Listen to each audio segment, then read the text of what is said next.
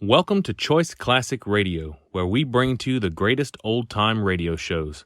Like us on Facebook, subscribe to us on YouTube, and thank you for donating at choiceclassicradio.com. The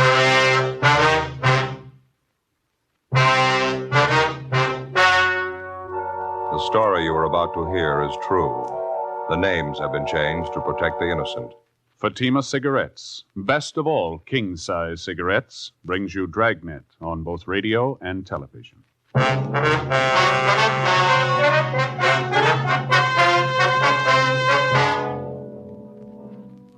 You're a detective sergeant. You're assigned a bunco detail. An experienced confidence man has set up operations in your city.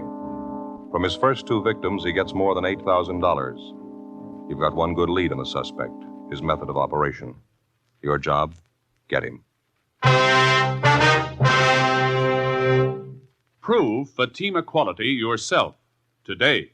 Compare Fatima with any other king-size cigarette. You'll find Fatima's length filters the smoke 85 millimeters for your protection. Fatima's length cools the smoke for your protection. You'll find Fatima's length gives you those extra puffs, 21% longer than standard cigarette size. And in Fatima, you get an extra mild and soothing smoke, plus the added protection of Fatima quality. Remember, Fatima gives you more for your money. Buy Fatima in the bright, sunny yellow pack. Best of all, king-size cigarettes.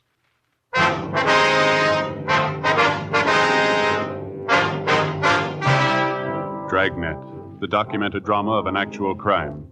For the next 30 minutes, in cooperation with the Los Angeles Police Department, you will travel step by step on the side of the law through an actual case transcribed from official police files.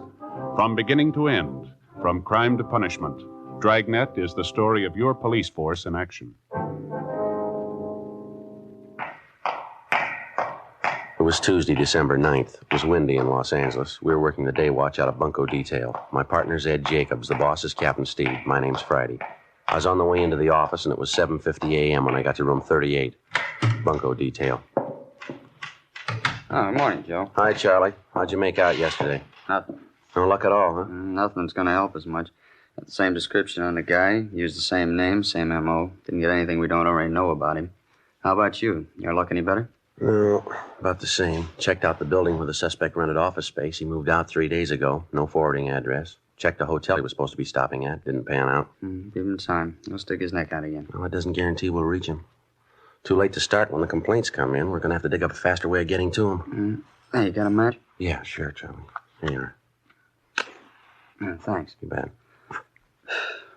Oh, by the way, what's this I hear about your partner? What? Ed Jacobs understands you're losing him. Oh, yeah, temporarily anyway. What's the deal? Well, he's going on a loan out up at the academy. Going to be an instructor up there 2 months anyway, maybe more. When does this happen? Tomorrow, the 10th. What are you going to do for a partner? You and Ken going to work together? No, the captain's bringing in a new man, young fella. He's been working in the business office. You mean the big Irish kid works the early morning? No, this boy's been working days. Name's Bill Lockwood. I asked for him as soon as I found out I was going to lose Ed. You know him? Well, a little bit, yeah. You remember Ben Romero? Yeah, sure. Well, Lockwood's a nephew of Ben's. Sister's boy. Tall, red hair. Oh, yeah, I've seen him around. Seems to be a nice enough kid. A good record, is he? Well, the captain thinks so. Figures he ought to work in pretty well. Oh, by the way, have you seen Ben's wife lately? Yeah, I did. A couple of weeks ago. Seems to be doing all right. Still Mrs. Ben, of course. Yeah, I imagine. The little boy's sure getting big. Looks a lot like his dad, too. Miss him quite a bit yourself, huh? Yeah, Charlie, I guess I do. Well, I better get on my horse. I got some checking to do. I hope the Lockwood boy works out for you. Well, I think he'll do all right. Can't say I'd be crazy about the idea myself. How do you mean? Breaking in a new man. No detective experience. When I go out to pick up a thief, I like to figure I've got some good backing. I mean, a partner I'm used to. Tough enough watching out for yourself, let alone a green youngster. Well, somebody had to do it for us. That's the way it goes. Yeah, I suppose. I remember when I first started. It didn't come much greener than me. Partner did all the work, took all the chances, helped me every foot of the way. He never mentioned it once. I never forgot that. He's a good cop. What was his name? Ben Romero.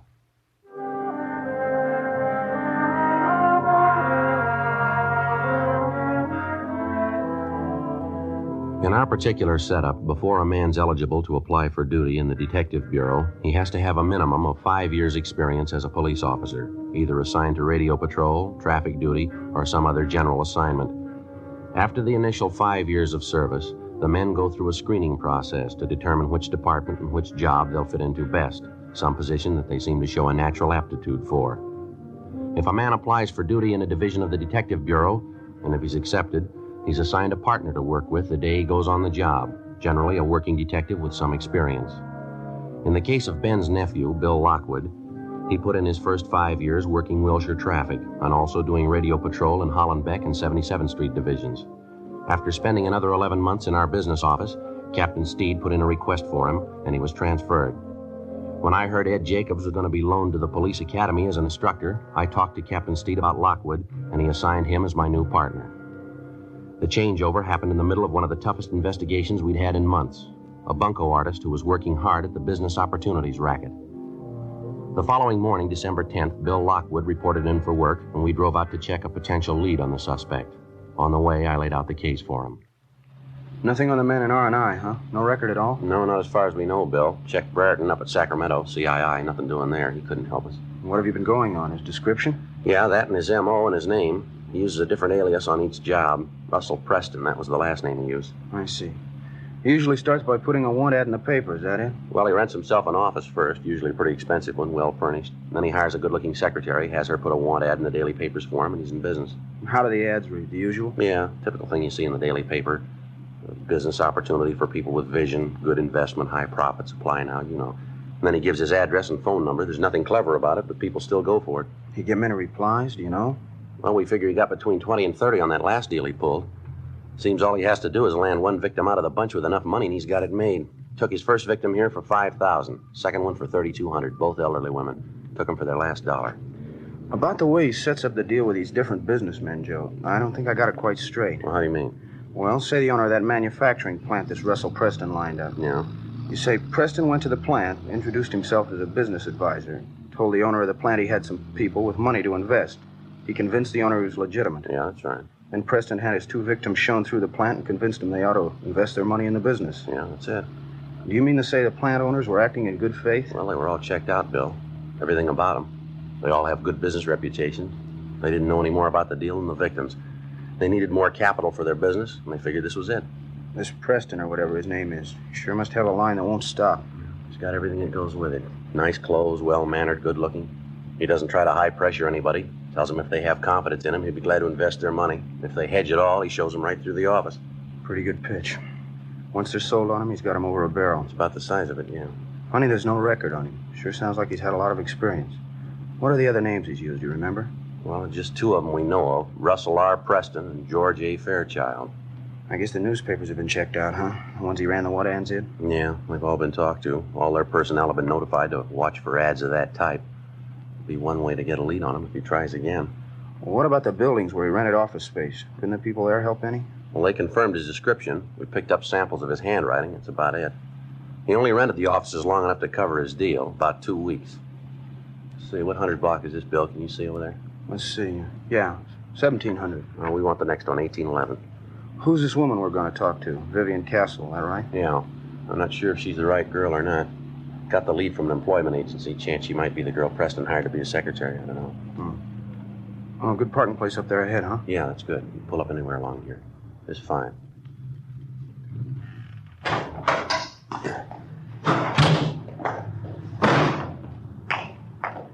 Two doors down, Joe. Real estate office, 1811. Yeah, I see it.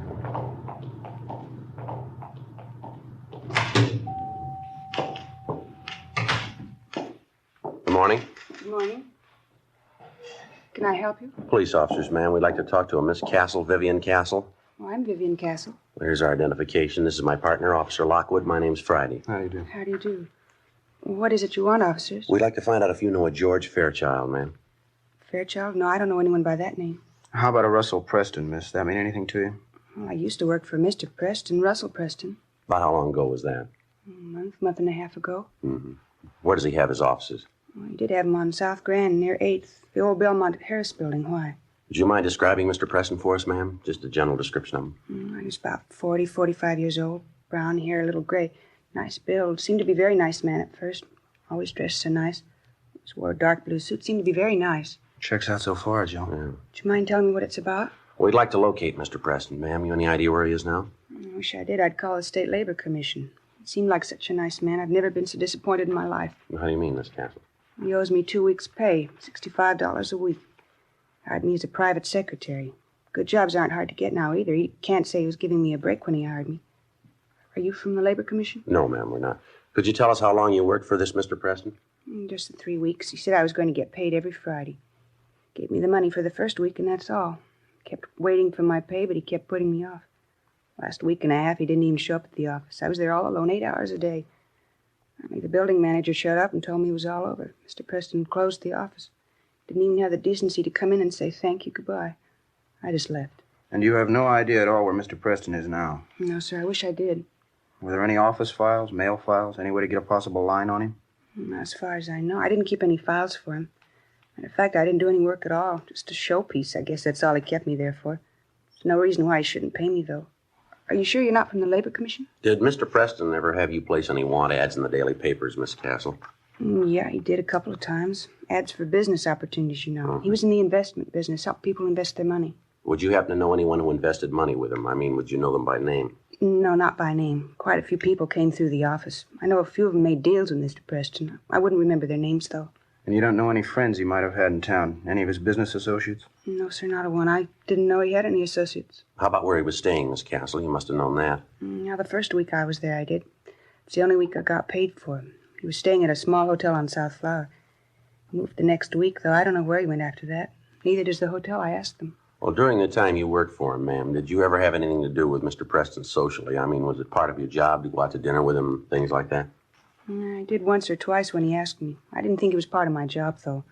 Mr. Preston didn't mention it either. Once we went out to dinner, just the two of us. Another time we went out with my girlfriend, Norma. I had a terrible time. Mr. Preston was awful. And how do you mean, miss? Well, he drank too much and was throwing his weight around. You know, the boss. And he kept making a play for my girlfriend, Norma. I think he liked her quite a bit. Sure was embarrassing, though. Look, would you mind telling me what's the matter? Is Mr. Preston in trouble with the police? Yes, ma'am, I'm afraid so. He's cheated some people out of quite a bit of money. It's not the first time either. Well, what was it? What did he do? Confidence game. Selling interest in a company he had no connection with. If that isn't the limit. I guess it's my own fault. I should have known better. It's happened before. Ma'am? They hire you. They give you a beautiful office, nice soft chair to sit on. They never give you any work to do. Don't have to lift a finger. I finally got the drift. Yeah. Those are the kind you have to watch out for. Bill Lockwood and I continued questioning the former secretary of Russell Preston, alias George Fairchild, but she was unable to come up with any kind of a definite lead as to the suspect's whereabouts. We left our card with the girl, and she promised to contact us in the event she came across any information regarding Preston. For the rest of the day, we ran down 3 more possible leads. They came from an informant, a head waiter in a second-rate nightclub, a small-time grifter with an axe to grind. And they all figured they had the right answer, where to find Preston. We checked out the 3 locations they gave us, a motel out near Santa Monica, a rooming house in Hollywood, a cocktail lounge in Highland Park. Not one of the 3 paid off. Russell Preston, alias George Fairchild, wasn't known at any of the places, either by name, dress, or physical description. During the next 3 weeks, along with Sergeants Charlie Riblett and Ken Scarce of Bunco Detail, Bill Lockwood and I ran down every possible lead on the suspect. Hotels, the want ad departments of the daily papers, managers of downtown office buildings, secretarial employment agencies, small businesses advertising stock for sale. They got us nothing. Despite all the precautions and all the legwork, on January 6th, we got a call from a Mrs. Marie Barrett in the Westlake Park area. She owned and managed a toy shop just off Wilshire Boulevard. Bill Lockwood and I drove out to talk to her. Yes, and they told me it was the opportunity of a lifetime, a big opportunity. I just can't believe it. Can't understand it. Why, he even took me out and showed me the factory. Him and the man who ran the place. They're making plastics. Showed me the whole plant. You say the plant was out in Glendale, ma'am. Whereabouts? It was right along San Fernando Road, maybe a mile or 2 before you get to the airport. They showed me through the whole plant. Who showed you through, Miss Barrett? Owner of the place in this, Mr. Fairchild. It's a big place, making plastics of all kinds. Can't say I wasn't impressed. What was Mr. Fairchild's first name? Do you remember? George Fairchild and Associates. That was the name on the door of the office when I went up to see him. Of course, I really didn't have a notion to invest any money when I first went up. It was a newspaper ad, you know, and I answered lots of them. Kind of a hobby with me. Yes, ma'am. So I went up to see him, and we talked. And as I say, I wasn't thinking of investing any money, but Mr. Fairchild seemed like such a nice man. Seemed to have a good business head on his shoulders. Well, ended up with me putting my whole savings account into the plastics plant. $6,400, every penny of it. I haven't heard from Mr. Fairchild since. I just don't know what to think. I can't understand it. You have any idea where to contact this Fairchild now? Any address, telephone number? Well, I called his office. It's in the Oxford Exchange building. Mm-hmm. There's no answer, though. They say it's disconnected. I've been trying for a week to contact Mr. Fairchild. I mean, $6,400. I just don't know what to do. It's all my savings. I don't know what to do. Oh, well, you excuse me, please. Customer can't afford to miss the sale now. Yes, ma'am. You go right ahead. Ellen, will you help this lady, please? Looks like he scored again, huh? I wouldn't doubt it. She seems to do a fair business here, huh? I mean, after Christmas and all. Yeah, I suppose. Of course, the women go for it. You hang up a sale sign, you can't beat them off with a club. That's right. See this gadget here? Pretty clever, huh? Yeah. Miniature Sherman tank. What's it do? Watch. Yeah, well, how about that? Pretty cute, isn't it? Cannons on the side, sparks coming out. My nephew got one for Christmas. It's got a lot of power. Treads will climb over just about anything. Uh-huh. Sorry to keep you waiting, officers. Customers have to be attended to. Surely we understand. Now, about this money you gave Fairchild and Miss Barrett, the $6,400, how'd you work that? I mean, did you give him a check or how'd you do it? Yes, I gave him a check. It was cashed the same day I gave it to him. I found that out from the bank. What was it you were supposed to get for your money, ma'am? Interest in the plastics company, 1/5 interest. Seemed like such a good idea at the time. Did you ever discuss the deal with the owners of the plastics company? I mean, when Mr. Fairchild wasn't around? No, I guess I never did. Mr. Fairchild didn't think it was a good idea. Said he wanted me to get the most for my money. Said he was afraid if the company owners talked to me alone, they might argue me into taking less profit. Didn't want me to talk to him at all if he wasn't around. And you weren't suspicious of him at all, huh? Mr. Fairchild? No. Very nice man.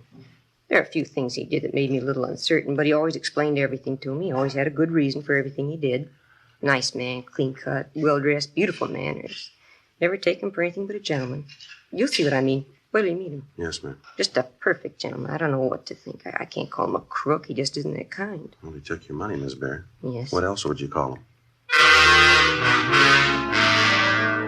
2:18 p.m. When we got through interviewing the latest victim, Marie Barrett, Bill Lockwood and I drove out to the plastics company on San Fernando Road where we talked to the owner and manager. The story was pretty much the same. The suspect, using the name of George Fairchild, had called on them 3 weeks before, introducing himself as an investment counselor. He told them he had clients with money to invest in a growing industry such as theirs, and they went for the story. They told us Fairchild had come back 2 or 3 times with different persons whom he introduced as his clients. They'd been shown through the plastics plant and given a sales talk. That's about all the company owners could tell us. When we got back to the office, we checked their names through the regular business channels and found out they were reputable businessmen. There was nothing to indicate that they had anything to do with the suspect's bunco operations. 4:30 p.m. Hey, Joe. Yeah, Bill. A girl out here to see us, the one who used to be Preston's secretary, Vivian Castle. Oh, yeah. She say what she wanted? No, seems a little anxious. Officer, I'm glad I found you in. How are you, Miss Castle? I'm all right. I was going to phone you, but I couldn't remember your number. Lost the card you gave me, so I decided to come down. You remember talking to me, don't you, about Mr. Preston, my old boss? Yes, ma'am. Have you heard from him? Well, no, I haven't, but you remember me telling you about my girlfriend, Norma? Mm-hmm. I mean, the time Mr. Preston took me out, Norma and her boyfriend were with us? Yes, ma'am.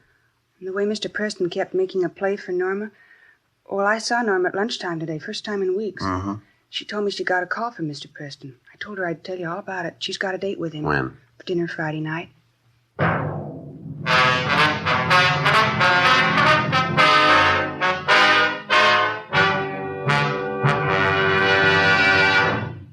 You are listening to Dragnet, authentic stories of your police force in action.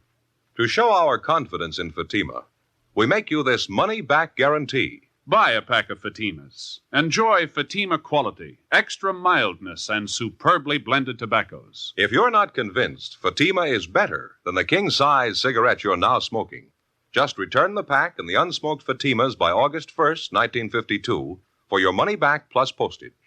Fatima, Box 37, New York 1. Prove Fatima quality yourself. Compare Fatima with any other king-size cigarette. 1.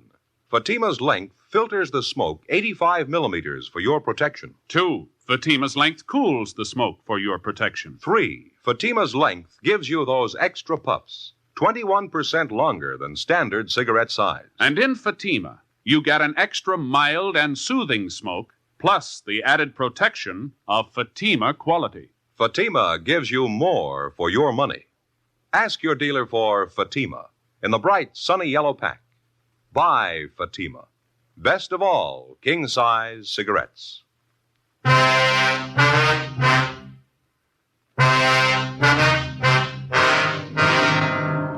Wednesday, January 6th, 4:50 p.m. We called Vivian Castle's girlfriend, Norma Cummings, and then we drove out to talk to her.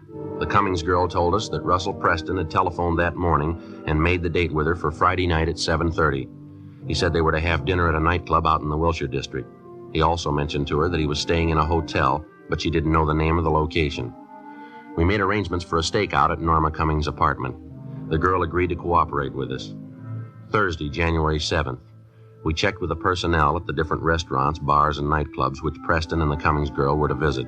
Some of them remembered Preston, but as far as they knew, he hadn't been back. We left our cards with each one of them, and we asked him to contact us if he should return. Just after lunch on Friday, we got a phone call from Norma Cummings. When was that, miss? Uh-huh. Did you find out where he was? I see. Mm-hmm. Will you be there for the rest of the day? All right, fine. Yeah, we'll call you back. Goodbye.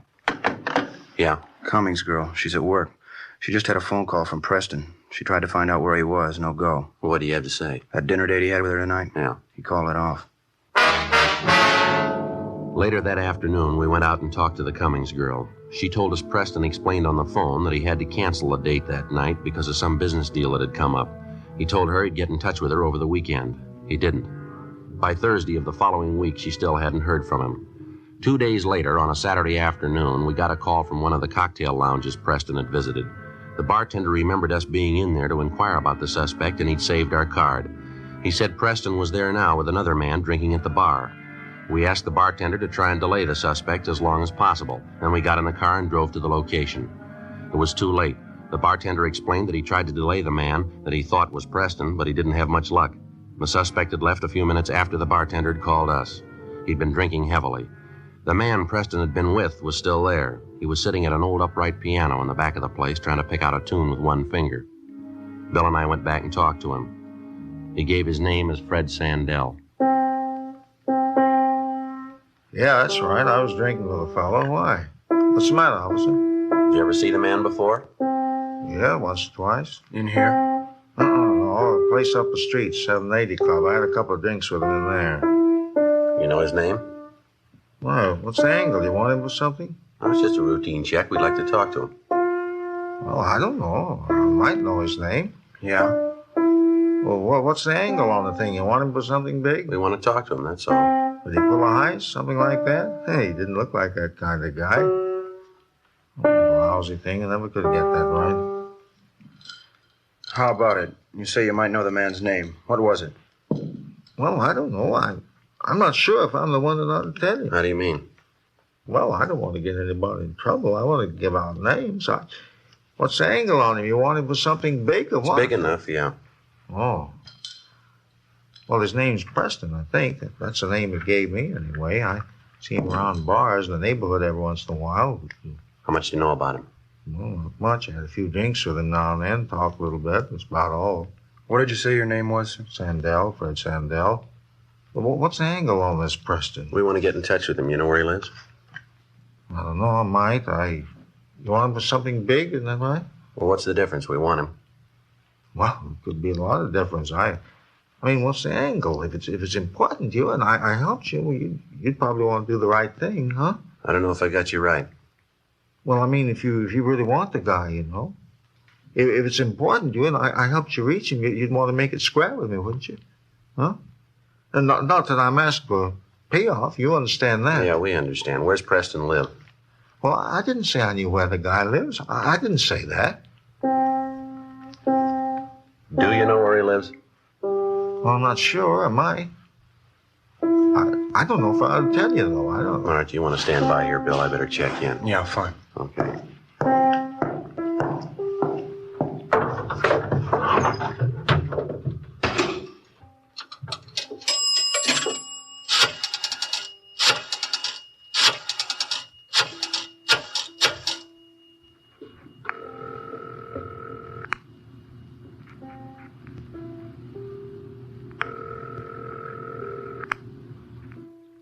City Hall. 2625, please. 2625. Record Bureau, huh? Yeah, John, this is Joe Friday, Bunco. Yeah, Friday. I'd like to check on a suspect, John. He gives the name of Fred Sandell. He's a WMA, about 45, 5'10", 170 pounds, brown hair, brown eyes, ruddy complexion, small scar just below the left ear. Okay. Want me to call you back on that? Yeah, would you please? I'm at Dunkirk, 35016. Right, I'll call you. Thanks. Oh, say, John, could you switch me over to Bunco, please? I'm calling from outside. Yeah, sure. Hang on. Thank you. Yes? Would you switch? Switch this call over to Bunco detail, please? Bunco detail, surely. Bunco, Riblin. Joe Friday, Charlie. Anything doing? Oh, yeah, Joe, quite a bit. That suspect of yours, Russell Preston, Mm-hmm. he's been picked up. Yeah? Well, how'd that happen? A radio car picked him up 8th and South Grand. Drunk charge, I understand. He was pretty well plastered, wandering around in the middle of the street. Had quite a bit of money on him. They brought him into robbery for questioning. Are you sure he's Preston? Yeah, description checks, a couple of sets of identification on him, too. One for Russell Preston, one for George Fairchild. Well, where they got him now? Next door, interrogation room. Ken Scarce is talking to him. He's copying out on 2 of the jobs he pulled. Okay, Charlie. Thanks a lot. We'll be right in. Right, Joe. All right, bye.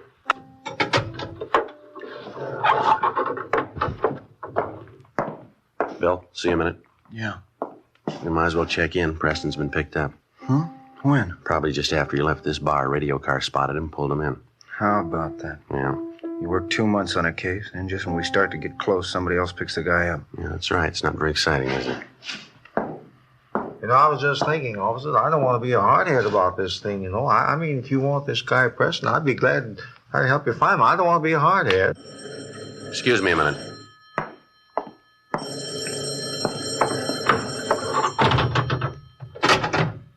Yeah. John Hunter, Friday, Record Bureau. Oh, yeah, John. I got a make on that name you asked for, Fred Sandell. There's a warrant on him. Grand theft auto, got a pretty long record. You want me to read it off? No, that's all right, John. Right, bye. Right, thank you.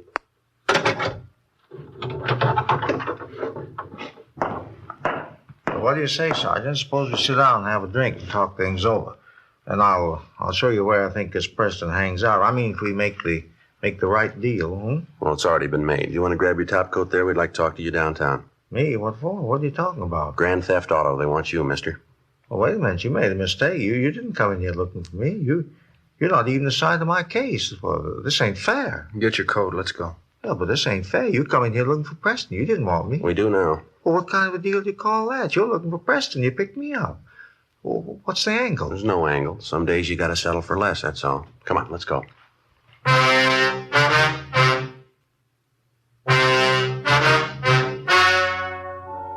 The story you have just heard was true. The names were changed to protect the innocent. On April 5th, trial was held in Superior Court, Department 89, City and County of Los Angeles, State of California. In a moment, the results of that trial.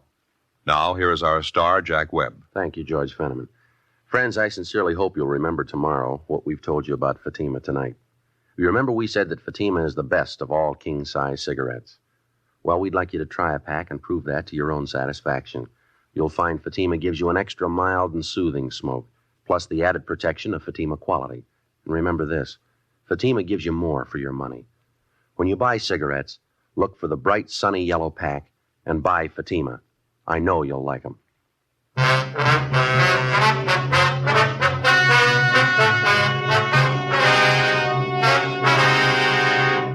Russell R. Preston, alias George Fairchild, alias Robert Fairchild, was tried and convicted on 3 counts of grand theft. Fred Sandell was tried and convicted of grand theft, 1 count. Both men received sentences as prescribed by law. They are now serving their terms in the state penitentiary, San Quentin, California.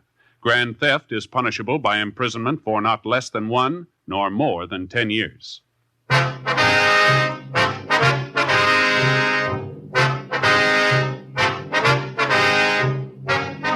You have just heard Dragnet, a series of authentic cases from official files. Technical advice comes from the Office of Chief of Police W.H. Parker, Los Angeles Police Department. Technical advisors Captain Jack Donahoe, Sergeant Marty Wynn, Sergeant Vance Brasher.